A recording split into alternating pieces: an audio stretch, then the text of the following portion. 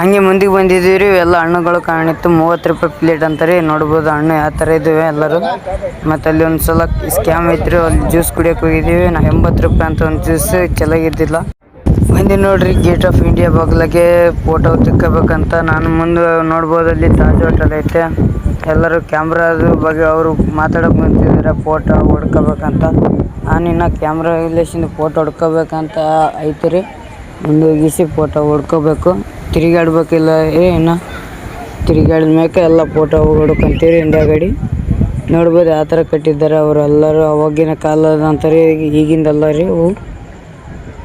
ಅಣ್ಣ ಫೋಟೋ ಹೆಂಗೆ ಹೊಡ್ಯಕ್ಕೆ ಕುಂತಿದ್ದು ನೋಡ್ಬೋದು ರೀ ಅವರಿಗೆ. ನಾನು ನಿಂತು ನೋಡಿಲ್ರಿ, ಸ್ವಲ್ಪ ಮುಂದಕ್ಕೆ ಹೋಗೀನಿ ಅಷ್ಟೇ. ಇವರೆಲ್ಲರೂ ಪೂರ ಫೋಟೋದಾಗ ವಿಜಯ್ ಐತ್ರಿ. ನಾನು ಸ್ವಲ್ಪ ಮುಂದಕ್ಕೆ ಹೋಗಿ ತಿರುಗಾಡಿ ನೋಡಿ ಬರ್ತೀನಿ ರೀ.